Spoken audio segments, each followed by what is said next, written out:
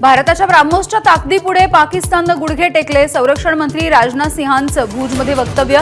अंधाऱ्या रात्री पाकिस्तानला उजेड दाखवल्याचे गौरवोद्गार।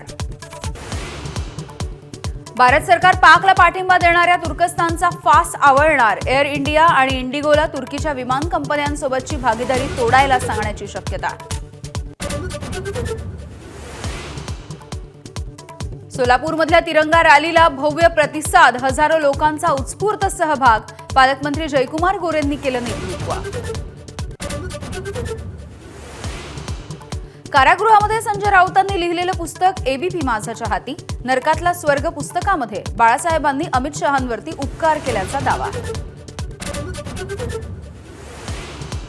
गोध्रा कांडामध्ये मोदींना अटक करू नये अशी शरद पवार यांनी भूमिका घेतली होती। नरकातला स्वर्ग पुस्तकामध्ये संजय राऊत यांचा गौप्यस्फोट। अमित शहांच्या जामिनासाठी प्रयत्न केल्याचा दावा।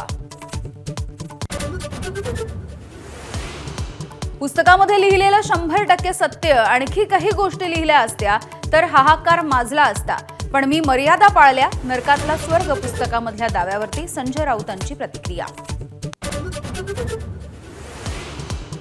कथा कादंबऱ्या आणि बालवाङ्मय वाचायचं माझं वय नाही। राऊतांच्या नरकातल्या स्वर्ग पुस्तकावरती मुख्यमंत्री फडणवीसांचा उपहासात्मक टोला। मंत्री जयकुमार गोरेंच्या बदनामीच्या प्रकरणी वडूज पोलीस रामराजेंच्या घरी समन्स बजावूनही चौकशीसाठी न गेल्यामुळे पोलीसच पोहोचले दारी। गोरेंना बदनाम करणाऱ्या महिलेशी रामराजेंचा संवाद झाल्याचं उघड।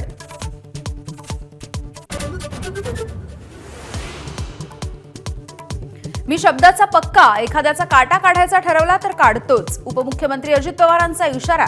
एखाद्याला पाडायचं तर पाडतोच अशी ही कारखान्याच्या सभेमध्ये सज्जड दम। मंत्रालयाशेजारी उभारणार आणखी एक मंत्रालय। 20 मंत्र्यांच्या सोयीसाठी बांधणार 5 मजली नवी इमारत। 110 कोटी रुपये खर्च येणार। एबीपी माझा, उघडा डोळे बघा नीट।